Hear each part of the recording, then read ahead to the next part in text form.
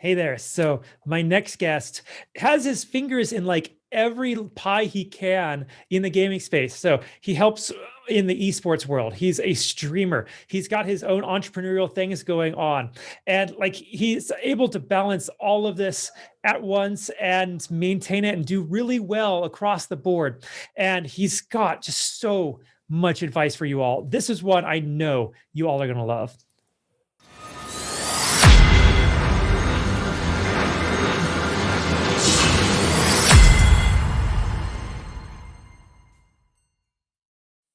Hey there, everybody. Welcome back to the Gamerpreneur Podcast.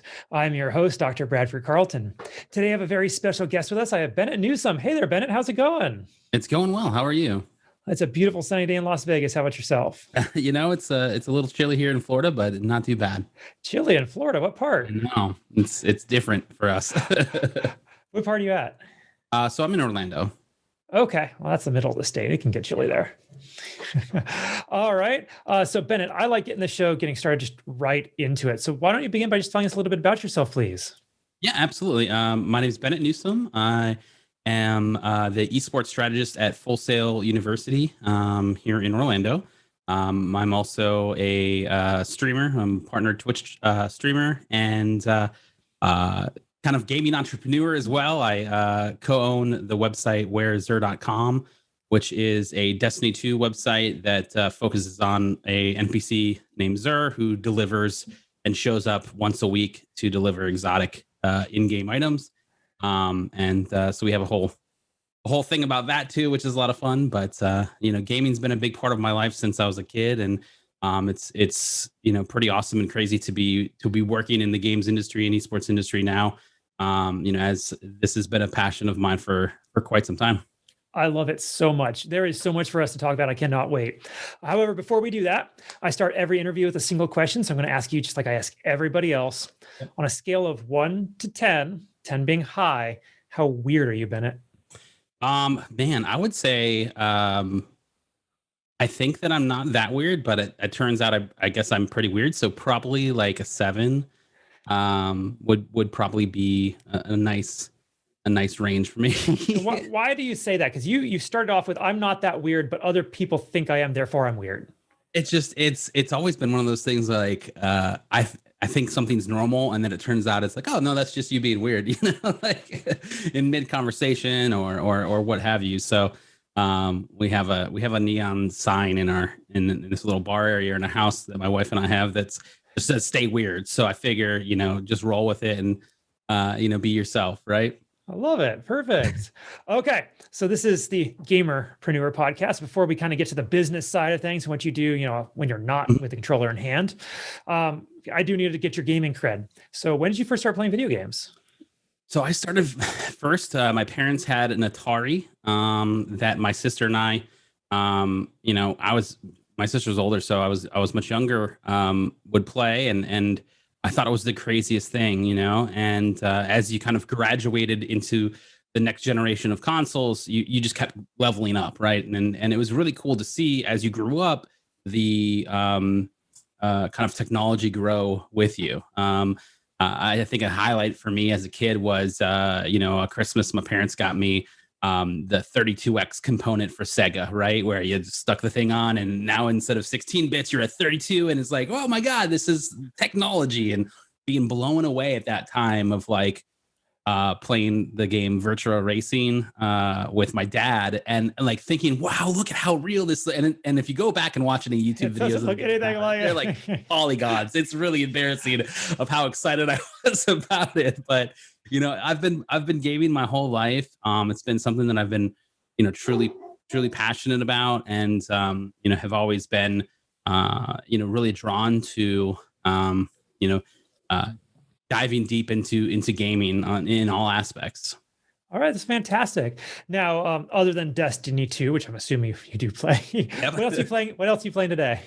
So the first person shooter kind of category has always been kind of home base for me. So things like Call of Duty and Battlefield, any of those types of games have always been something that I've been really into. And then I've got this like weird secret kind of like passion for like city builder games, which is complete opposite of first person shooters. But I remember playing SimCity as a kid, and that was just such a fun time with your friends who could have the best city and then destroy it or whatever. So those have always been kind of the guilty pleasure, if you will, of games for me. But I'm also open to a lot of games that are coming out that maybe an indie title.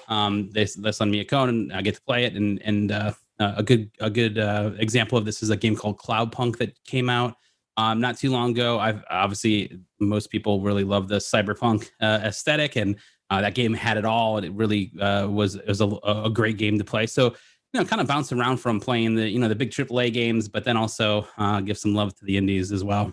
Fantastic. Okay. Now you have had the whole gamut of games. So you've had access to pretty much all of them. If you had to choose one though, that one question no gamer actually likes to answer. Yeah. What is your all-time number one favorite? It's tough to say. And I feel like there's stages of this answer. When I would say when I was a kid, Doom was probably that game. That really, I was just like, this is the craziest thing. And then maybe in my teens, it was Grand Theft Auto 3. I was like, this is the craziest thing. I've never seen a game like this, Before the hot coffee mod? Yeah, right. No, yeah. Then moving forward to kind of my streaming career, Destiny really changed my life. There's no way around it. I wouldn't be doing any of this had I not got involved in that game and got involved in the community, and I've had opportunities to raise millions of dollars with Guardian Con, and now GCX is the new branded name of the charity for St. Jude, and just there's been so much positive things that have come from a video game that just it's hard to not acknowledge that game and how that really kind of shifted the course of my life. Prior to gaming, when I was gaming full time, it was what I would call what I do now. I was a musician, obviously, by the gear behind me, and I played music for 18 years or so professionally, and loved it. And gaming has always been a passion, and that was something that was kind of weaved into the music that I was doing.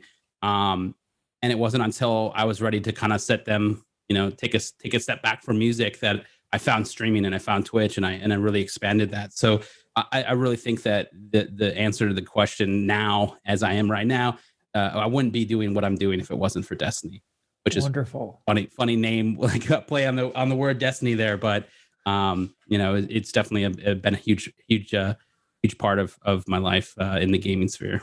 All right, right on. All right, so I want to get over to the preneur part of things now.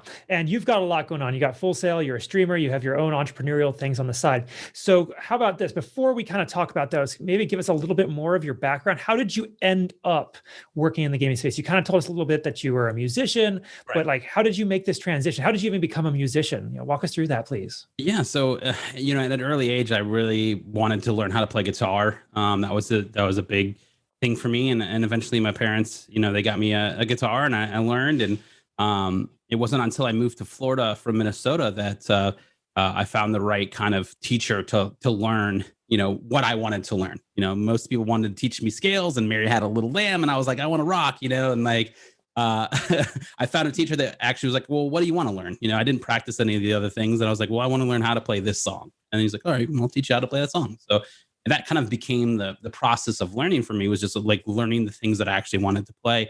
And then turns out you learn everything else in the background, without trying, if you will. And so from that, music was, something that just kind of engulfed my life. Everything I could do was always about playing and forming a band and touring or doing whatever. And, I did that for a really long time. And it wasn't until later that I kind of moved down to Orlando, and had found this place, Full Sail, that I was really passionate about what they were doing as far as kind of the behind the scenes of education. You want to be a recording engineer.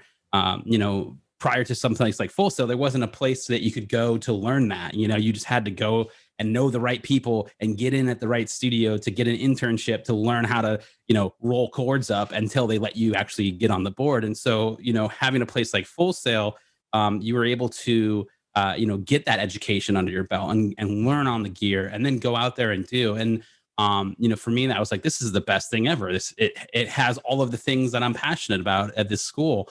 And so I got a job there and that was now 13 years ago, I guess. And, throughout that whole time, I was always trying to line up my music with, what I did for the school. And I worked in every capacity from admissions to enrollment to student services to student support, and all of those different things over those 13 years. And, nothing ever really lined up. And it wasn't until I stopped playing music and I really started dedicating my time to pursuing my gaming side of things outside of work that it all started to line up. The school started to align. And we saw all of a ton of our grads go into the world of esports as far as careers are concerned. And a lot of efforts started saying, hey, we need to start paying attention to, esports. This isn't just some like fluke, this is a trend. This is a growing industry. At the time, it was kind of like when social media happened, right? Like before, if you told someone that you're a Twitter social media manager, they would laugh at you, like, oh, that's not a real job. Okay. Now no company anywhere can exist without it. Right. And so esports was kind of in that little tiny bubble that was blowing up. And, we started really paying attention to it. And so all of a sudden, these things started to align without me necessarily trying to, land this job. And eventually my name started coming up in the right meetings like, hey, there's a guy here that does all this stuff, we should have a conversation. And from there, the next thing you knew, we were launching our team at Full Sail Armada, which is our varsity esports team for the collegiate landscape. And then last year, we launched, not last year, you know what I mean, but we launched the Fortress, which is the largest esports arena on any college campus in the country. And had in 2019 a ton of different professional events to collegiate invitationals, collegiate championship with Blizzard doing the Hearthstone Collegiate Championship at the Fortress. We worked with NBA 2K, the NBA 2K League to do their mid-season tournament at the Fortress. And it was really a great year full of huge opportunities and events that we did in the Fortress. And then obviously 2020 had a different plan for everybody. So, there wasn't a whole lot of things that were happening too much, as far as, big events like that. We did a lot of virtual events this year.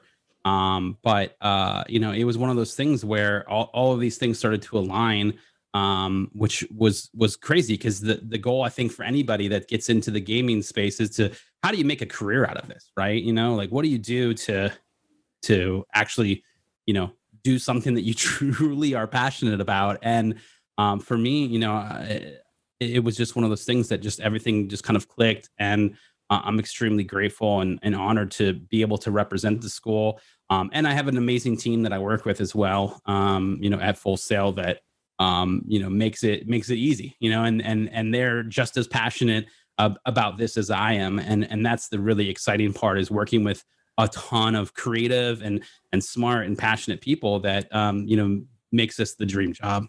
That's so cool. Where did the stream come in? Where did Zur come in? So, and it's funny too, because that's somehow tied to esports, even though there's not really an esports scene for Destiny, which if there was, it would be awesome, but there isn't. But I had joined a now defunct esports team as a content creator years ago, and I had met another streamer. Her name's XOXO Kara Lee, and she was approached by the original creators of whereiszer.com to actually stream on the site when Zur shows up and go through what he has and then move on. The original creator of the site kind of had stopped playing Destiny. They were working on other projects, and this site was just kind of a little hobby site that they had. And they weren't playing the game anymore. So to have someone on the site that would update it and tell them what was live, and then they would just update the site, was easy for them. And after doing that for a while, I joined her, on that cast, and they started to move farther away from the site and said, "Hey, would you guys want it?" And we're like, "Yeah, sure." Like I of course, who wouldn't?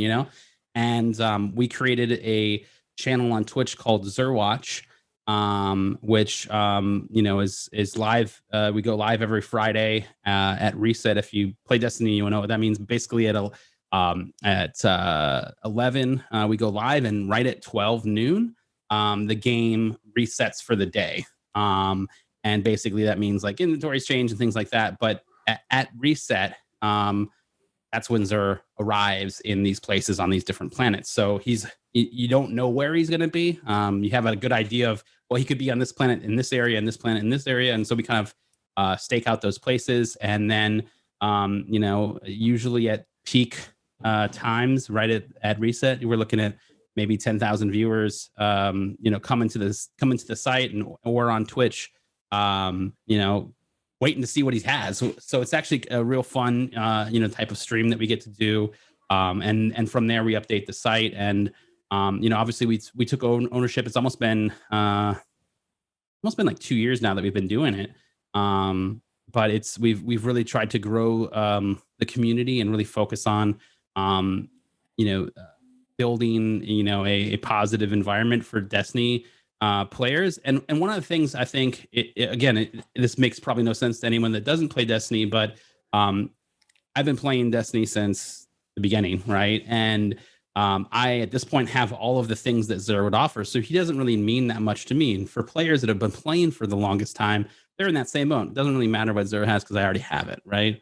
But there's millions of brand new players to Destiny. Destiny maybe 6 to 8 months ago went free to play. And so there's millions of brand new players coming into this game that have never gotten anything from Zer, or they're just starting and they don't have all of the exotics that the veteran players have accrued over time. So the site really, we try to acknowledge the new guardians, if you will, that are coming in, and helping guide them in the right direction. Hey, this is something that you want to pick up if you're a Titan or a Hunter or a Warlock or whatever, and helping guide them in the right direction, and inviting them to be a part of our community. I think that's the most important part. We have a Discord that everyone's able to come into and be a part of that. And that's a lot. That's been a lot of fun to do. Over the last couple of years, is really continue to build that, and we've seen some pretty incredible growth from that. As far as, I think we just hit like 12,000 followers on Twitch, on our Twitch channel. We continue to do it, continue to see the growth, and we're excited for the future, and hope that Zer stays involved in the game. Who knows what happens if the next iteration of the game, whenever that is. But it's definitely been fun, and kind of took it to the next level, and something that you didn't really expect, as far as, hey, we're going to do this thing on this website. And then all of a sudden you own the website. It's just definitely kind of a weird coincidence of luck, I guess. But it's been something that we've been able to carry and continue, the growth of the channel. I think one of the funniest and kind of coolest highlights of this was in 2019, Google puts out the trends for that year, and it was the 6th most searched phrase was "Where is Zer?" So I thought that was a really cool thing. And for us, luckily, we're the first, the first result when it comes up when you search that. So it was pretty awesome to see that, and we're excited to see what comes in the next iteration of Destiny. That is so cool. That is just an incredible little journey that you've been able to go through there. Yeah. I have to ask, how does it feel having gone through this? Because, you started in the music world and then you did this 180 and now you're in gaming. Like, how does it feel? Like, do you have any regrets? Do you look back? Like, do you want to go back? Like, how is that? Every time, and this is prior to the pandemic, anytime I would go to see a band or whatever play, you have a little bit of, man, I'm miss that, like, and that happens, but it's more of a nostalgia, I think, for me. Surprisingly, streaming on Twitch and playing in a band kind of are the same in a lot of ways. The good news about it is that it's just you when you're streaming. You don't have to deal with any other members, and you don't have to fight over creative differences, and you don't have to count and rely on other people. It's just you, and that's kind of the best part. Is that if you fail at this, which I think everybody does, I think that's the best way to learn is to continue to fail forward, and you end up growing that way. You end up continuing. Oh, okay, this didn't work. Let me try something else. And you move forward. With music, it's a little bit different because there's 4, 5, 6 other people involved. One guy drops the ball, ruins it for everybody, right? When it's just you, it's your fault, right? You're able to go, okay, focus here. But a lot of the same things come into play too. As a musician, writing the music and being good at the instrument that you play and the music that you play, that's only like a small portion of the battle. You have to market yourself, right? You have to know social media. You have to learn graphic design and web design and all of these different things to promote the music that you have. You can't just write a killer song and then everybody hears it. Like, that's not going to happen these days. So really putting effort into all of these different areas was important. And that was something that I always took on, was like, I'm going to learn how to build a website. I'm going to learn how to do social media. I'm going to learn how to do graphic design, so I don't have to pay someone to make t-shirts and flyers and things like that, and that was all part of being in a band. I'm going to learn how to use a video camera so I can shoot, DIY music videos or whatever, you kind of learned all of these things, and now you transition that into this world of streaming, and a lot of crossover exists. All that knowledge that you gained that at one point maybe was useless knowledge is now useful, you're able to take those things and go, oh, I can take the knowledge that I learned in how to build, flyers and do graphics with Photoshop and Illustrator. And now I can build my own stream overlays, and I can use After Effects to, create some cool motion graphics for the stream and do things like that. And I think that was a really cool kind of transition, was, realizing all that stuff that you had, all that knowledge you had another use in another way on another platform. So, making that change, while at the time was weird and different, it was really cool and a lot of fun to explore and experiment as you kind of navigated this new uncharted territory. Very cool. Okay. So esports streaming, they're different. And, a lot of people lump gaming all together, but, Right. I've been in this long enough. They're different silos. The purpose of my show is to get advice into the hands of my audience, whatever they're looking to do, kind of, as long as it's down that kind of entrepreneurial path. What advice would you have for people in the streaming world? Advice would you have in the esports world, and just generally in the entrepreneurial world? Yeah. So let's start, I guess, with the streaming world. It is challenging even for me. And again, I've taken a lot of my time and effort and put it into my career now. So my channel isn't as crazy as it once was, but it's still something I do, 3 times a week. It's still something I'm passionate about, streaming, but it is something that growing now and getting, discovered on Twitch, is very hard, and it's challenging. And it now requires, really kind of diversifying yourself into other platforms. And Twitch is just a place that it happens live, right?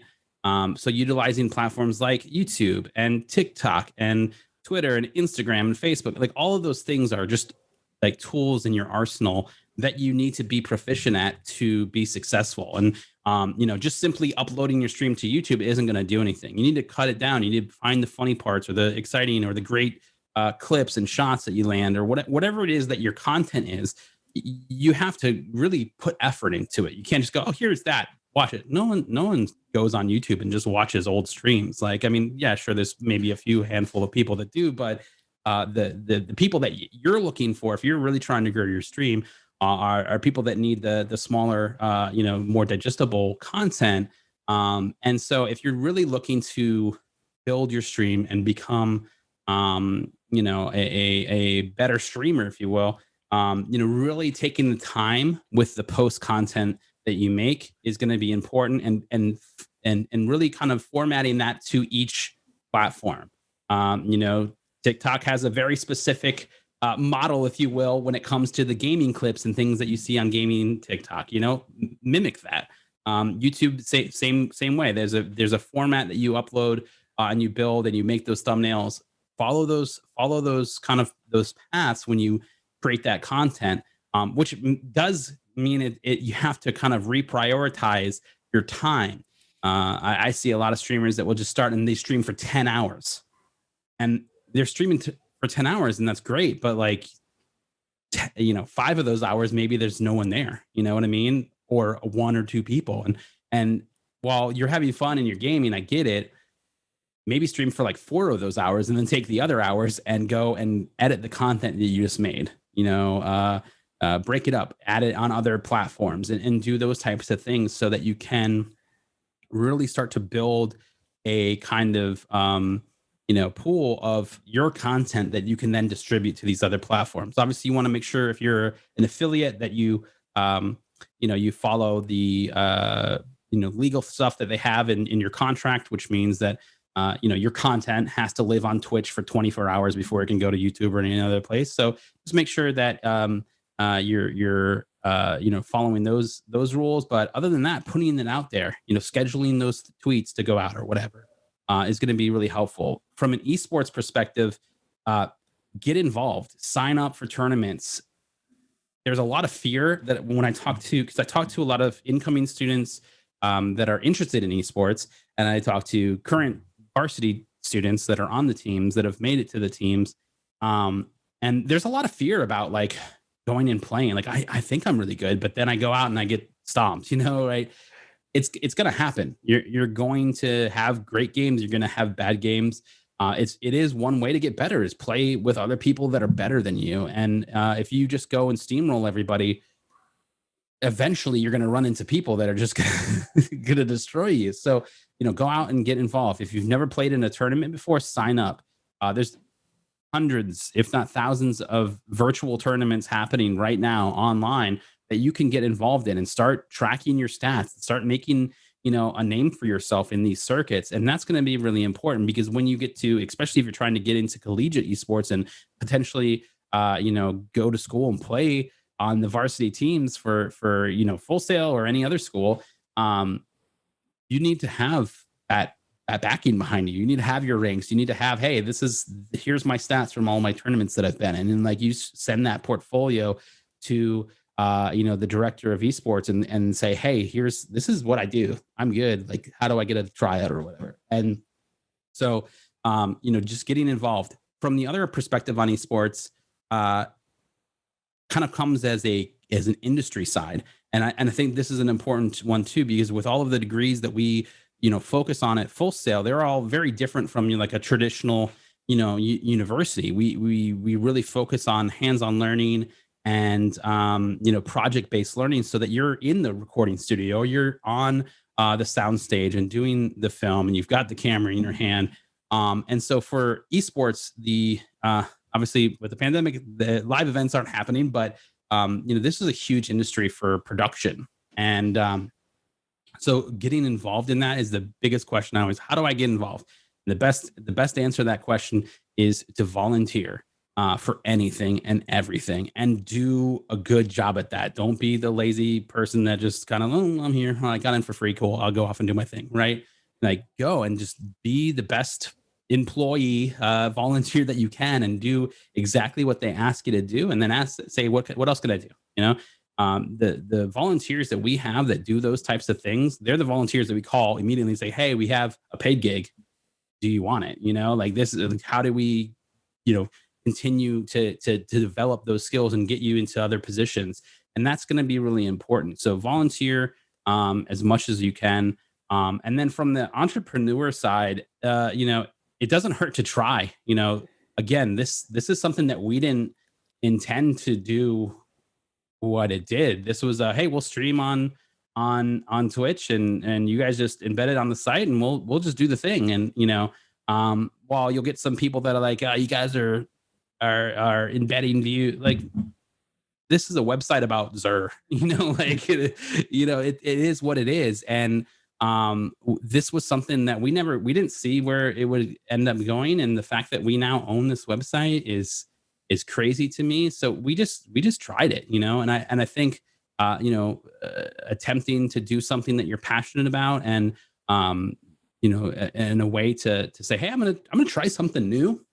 It's the best thing that you can do. And failing forward, learning from your mistakes, really important. And as an entrepreneur, you really want to try to keep moving forward and not letting something going wrong or in the opposite direction that you thought it was going to go, sidetrack you too much to your goal of being successful in that space.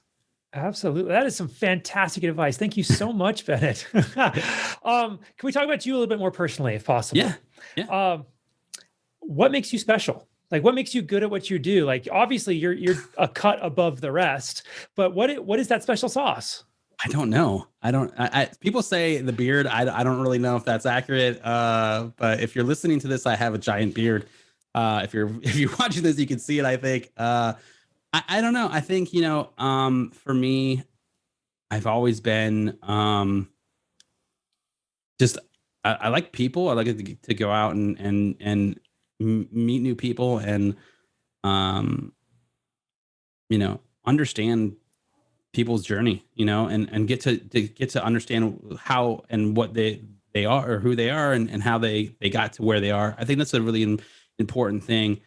Is kind of your journey that you've been on. And so for me, streaming on Twitch was such a cool thing that I discovered. Like, this is the greatest thing. I get to play video games and I get to meet people from all over the world.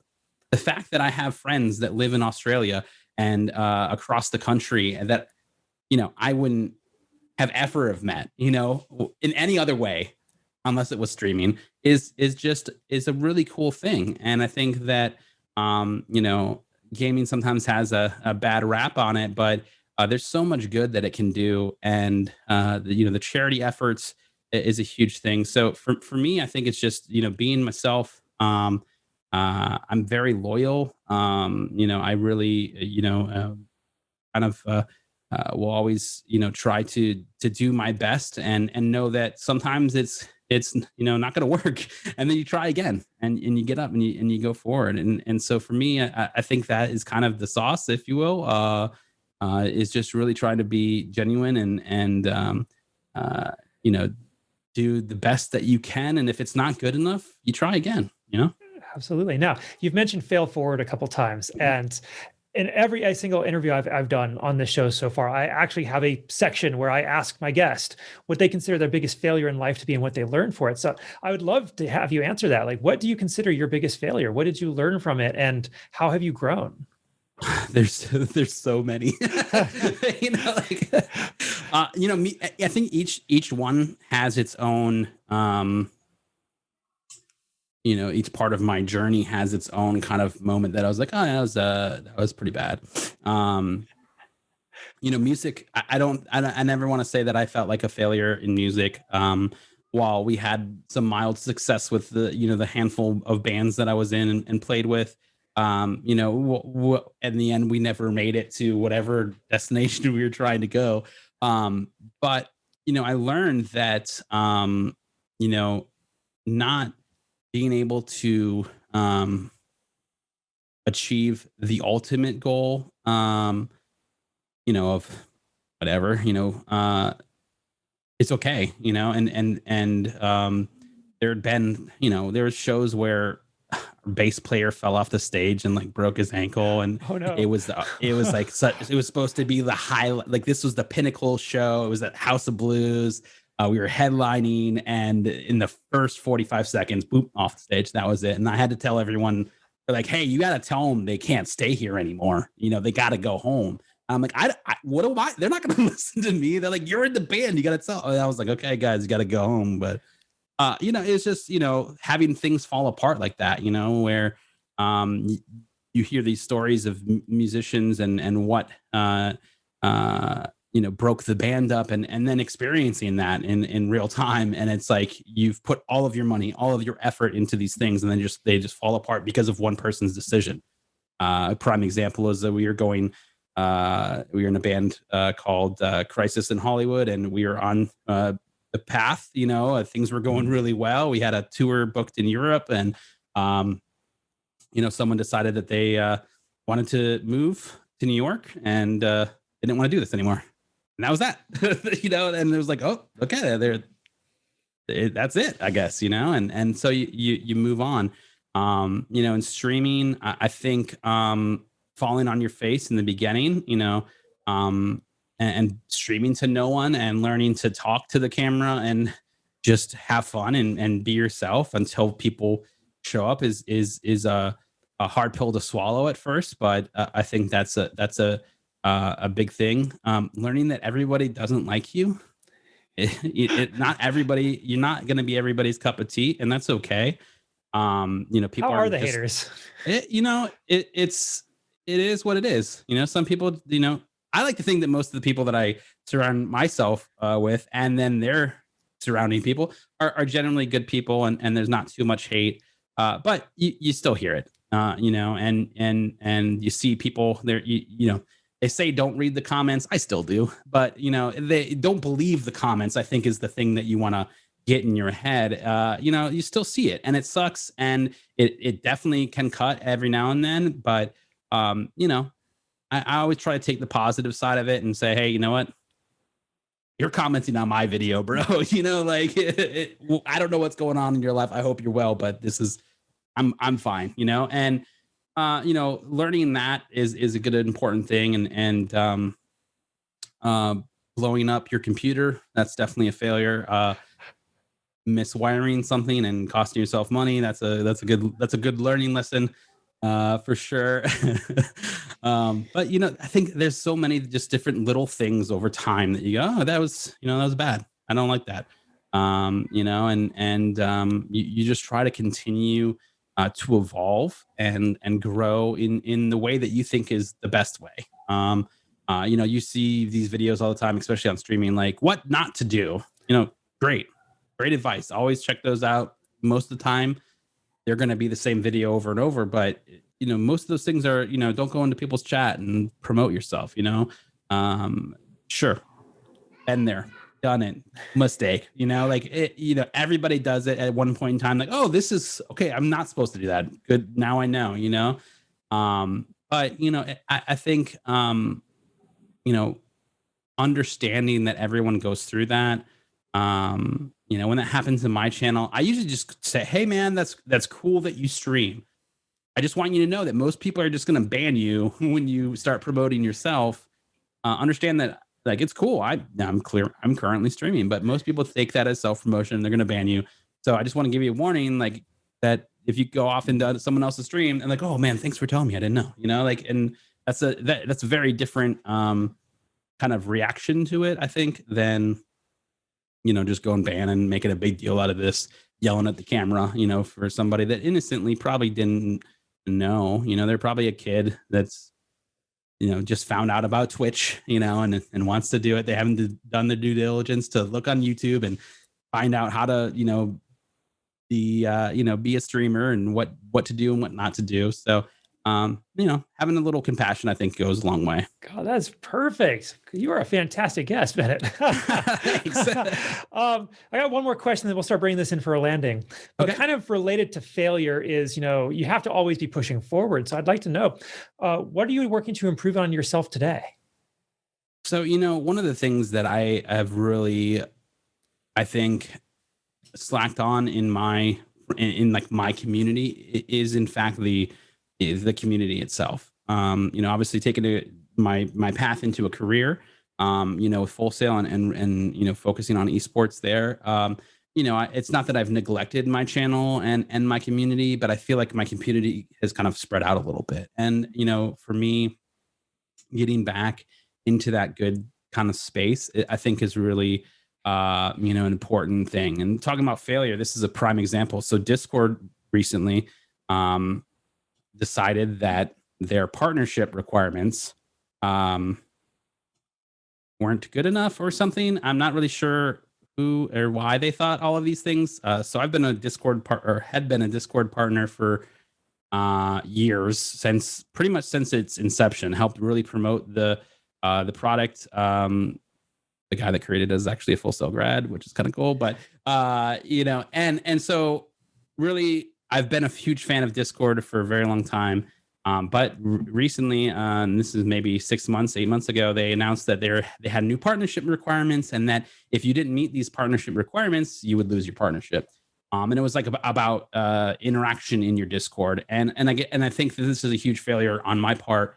Recently, was that I doing all of the other things and being involved in all the other areas, I kind of let my Discord and my community there just kind of slowly fade away, and I didn't meet those requirements. I'm no longer a Discord partner, and it stung, and it felt bad. But for me, I think that's one of my biggest goals for this year, is to really bring back that space, and bring back it in a good way, where people want to be involved in the Discord channel and want to be a part of that community.